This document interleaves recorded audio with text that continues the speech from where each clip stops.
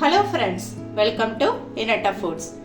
இன்னைக்கு இனட்டா ஃபுட்ஸ்ல பாத்தீங்கன்னா சென்னாகுனி கருவாடு வச்சு ஒரு பொடி தான் நம்ம தயாரிக்க போறோம்.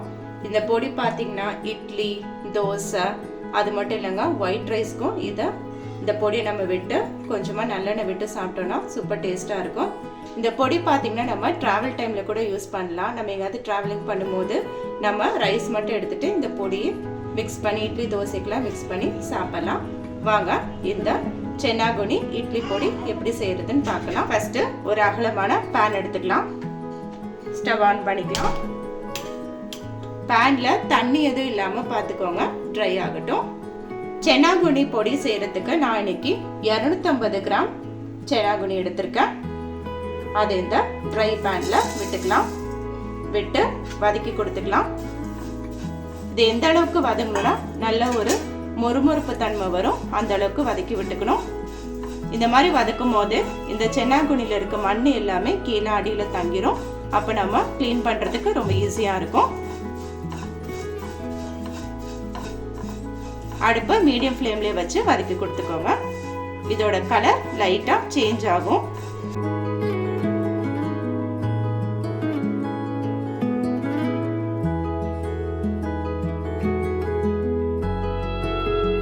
இனட்டா ஃபுட் சேனலை சப்ஸ்கிரைப் பண்ணாதவங்க சப்ஸ்கிரைப் பண்ணிக்கோங்க. பக்கத்துல இருக்க பெல் பட்டனை கிளிக் பண்ணிக்கோங்க. அப்பதான் நான் உடனுக்குடன் போடுற குக்கிங் ரெசிபிஸ் எல்லாமே உங்களுக்கு நோட்டிபிகேஷனா வரும். அப்பப்ப எப்படி லைட்டா கலந்து கொடுத்துக்கலாம். அடுப்பை மீடியம் ஃப்ளேம்லயே வச்சு செய்யுங்க, ஹை ஃப்ளேம்ல வச்சிட வேண்டாம்.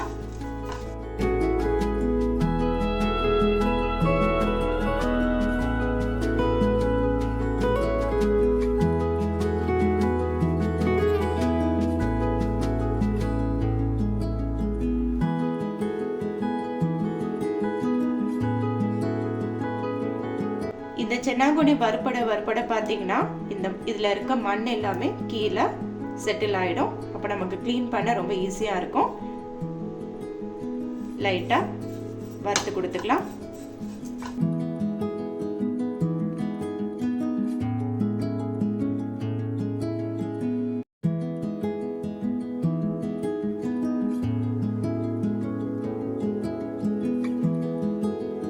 பாருங்க, கீழே அப்படியே மண்ணு செட்டில் ஆக ஆரம்பிக்குது.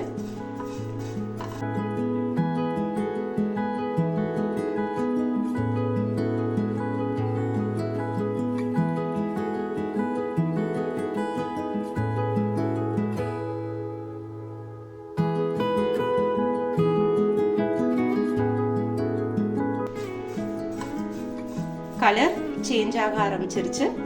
போதும். கீழே உங்களுக்கு எடுத்து காட்டுறேன் பாருங்க, கீழெல்லாம் மண்ணு செட்டில் ஆக ஆரம்பிச்சிருச்சு. போதும். இப்போ நம்ம இந்த சென்னாகுனி கருவாடை ஒரு பிளேட்டுக்கு மாத்திக்கலாம்.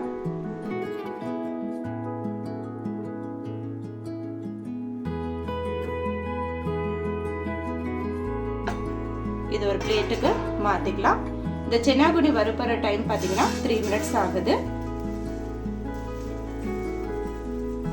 பொறுமையா பிளேட்டுக்கு மாத்திக்கலாம். கீழே பாருங்க, மண் எல்லாமே செட்டில் ஆயிருக்கு. இது நீங்க ஒரு முறை வச்சு குடைச்சு எடுத்தீங்கன்னா மண் எல்லாம் வந்துடும். அதே பேன்ல ஸ்டவ் ஆன் பண்ணிக்கலாம். இப்ப இந்த கருவாடுக்கு தேவையான பொருட்கள் ஒண்ணு எடுத்து வதக்கி கொடுத்துக்கலாம். அடுப்பு மிதமான தீயில இருக்கட்டும், ஹை ஃப்ளேம்ல வச்சிட வேண்டாம்.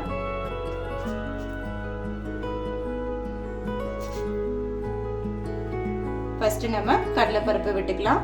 இது அளவுல பாத்தீங்கன்னா 50 கிராம், அதாவது 3 டேபிள் ஸ்பூன் வரும்.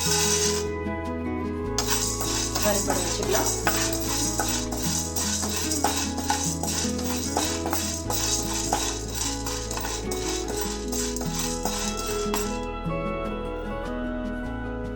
இதோட 50 கிராம் உளுந்தம் பருப்பு, இது அளவுல பாத்தீங்கன்னா 3 டேபிள் ஸ்பூன். ரெண்டுமே லைட்டா கலர் சேஞ்ச் ஆகுற வரைக்கும் வறுத்து கொடுத்துக்கலாம்.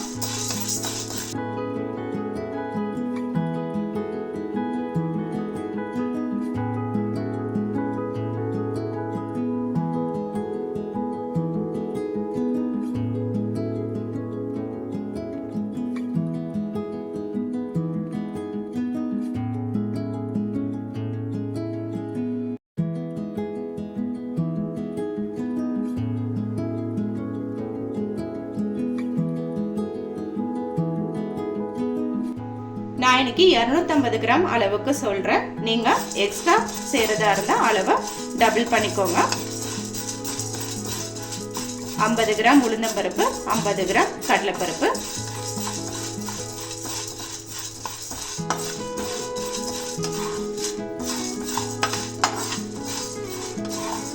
நம்ம விட்டுருக்கோம் பருப்போட கலர்லாம் சேஞ்ச் ஆக ஆரம்பிச்சிருச்சு. இப்போ 1 டேபிள் ஸ்பூன் மிளகு விட்டுக்கலாம். அளவுல பாத்தீங்கன்னா 5 கிராம்.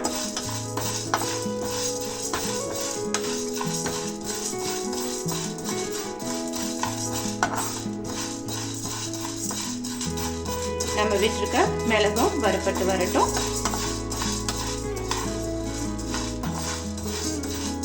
அடுப்பை மிதமான தீயிலே வச்சு வறுத்துக்கோங்க. ஹை ஃப்ளேம்ல வச்சிட வேண்டாம். நம்ம விட்டுருக்க பருப்பெல்லாம் கரைஞ்சிருச்சுன்னா அப்புறம் நம்ம பொடிக்கு டேஸ்ட் கிடைக்காது. இதோட 10 கிராம் வரமிளகாய் விட்டுக்கலாம். அளவுல பாத்தீங்கன்னா 11 வரமிளகாய் வருது. இதையும் வறுத்து கொடுத்துக்கலாம்.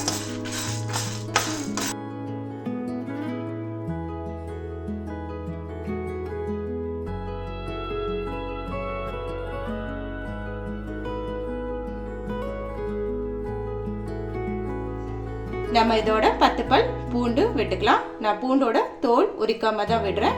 உங்களுக்கு விருப்பம் இருந்தா தோலோட சேர்த்துக்கோங்க, இல்லைன்னா தோல் உரிச்சு கூட சேர்த்துக்கலாம். நம்ம பூண்டு தோலோடு சேர்க்கும் போது நம்ம சென்னாகுனி பொடி பார்த்தீங்கன்னா நல்ல ஒரு ஃப்ளேவரோட கிடைக்கும். தோலோட போட விருப்பம் இல்லாதவங்க பூண்டோட தோல் உரிச்சிட்டு சேர்த்துக்கலாம்.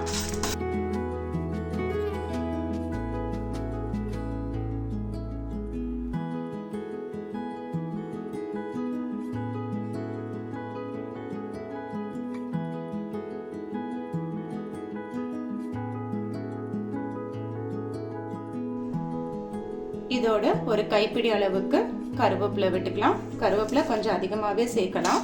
அப்போதான் நம்ம சென்னாகுனி பொடிக்கு பார்த்தீங்கன்னா டேஸ்ட்டு தூக்கி கொடுக்கும்.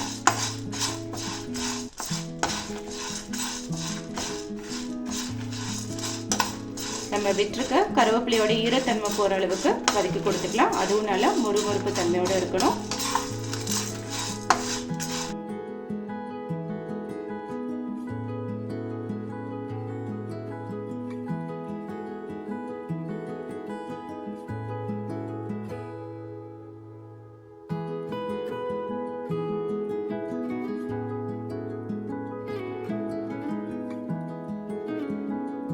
கருவேப்பிலையில பார்த்தீங்கன்னா அதில் இருக்க ஈரம்லாம் போயிடுச்சு.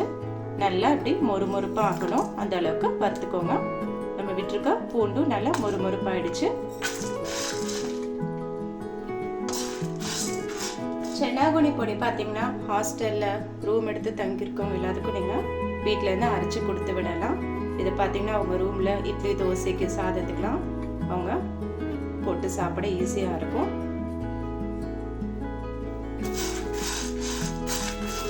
நல்லா வறுபட்டுருச்சு.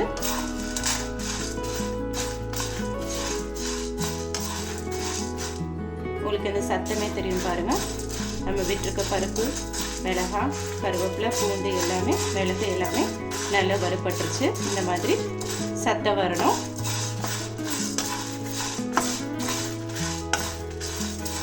வறுபட்ட சத்தம் கேட்குது. இந்த மாதிரி வறுபட்ட சத்தம் வரணும். இப்போ நம்ம ஸ்டவ்வை ஆஃப் பண்ணிடலாம். ஆஃப் பண்ணிட்டு ஆறட்டும். இது கூல் ஆனதும் நம்ம மிக்ஸி ஜாரில் போட்டு அரைச்சி எடுத்துக்கலாம். ஆறட்டும்.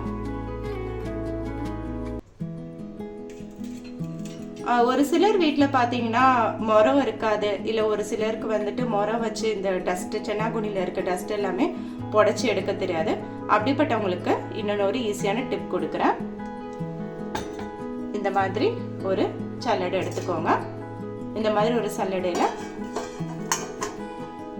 நம்ம சென்னாகுனி கருவாடை கொஞ்சம் கொஞ்சமாக விட்டு நம்ம சலிச்சு எடுத்துக்கலாம்.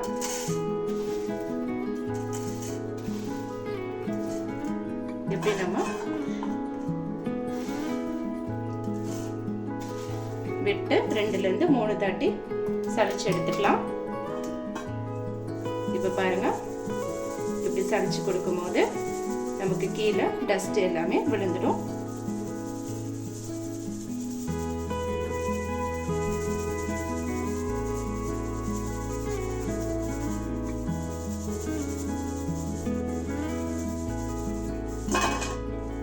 பாருங்க, இதில் இருக்க டஸ்ட் எல்லாமே வந்துருச்சு. தெரியுதுங்களா? நம்ம சென்னாகுனியில் இருக்க மண் எல்லாமே வந்துருச்சு. இந்த மாதிரி நீங்கள் சலிச்சு எடுத்துக்கலாம். மிக்ஸி ஜாரில் இது எல்லாத்தையும் அரைச்சி எடுத்துகிட்டு வந்துக்கலாம்.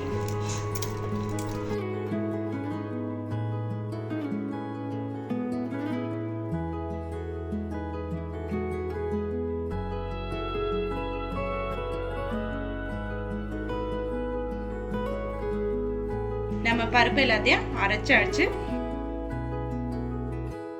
சென்னாகுனியும் போட்டு அரைச்சி எடுத்துக்கலாம்.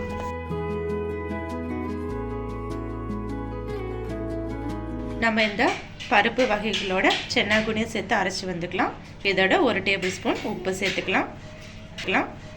சேர்த்து பொடியாக அரைச்சி எடுத்துகிட்டு வந்துக்கலாம். அரைச்சி எடுத்துகிட்டு வந்தாச்சு. நம்மளோட சென்னாகுனி பொடி ரெடி ஆயிடுச்சு. சென்னாகுனி பொடி ரெடி ஆயிடுச்சு. இதை ஒரு ஏர்டைட் கண்டெய்னரில் போட்டு ஸ்டோர் பண்ணி வச்சுக்கலாம்.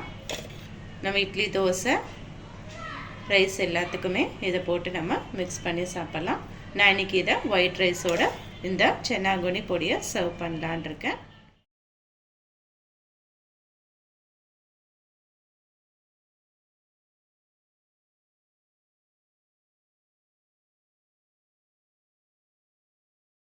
இன்றைக்கி நான் இந்த சென்னாகுனி பொடியை ஒயிட் ரைஸோட போட்டு மிக்ஸ் பண்ணி சாப்பிட போகிறோம்.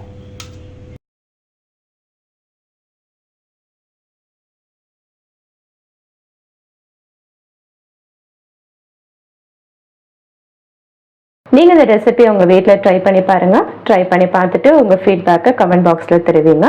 மீண்டும் உங்களை அடுத்த ரெசிபியில் மீட் பண்ணும் வரை பாய், டேக் கேர்.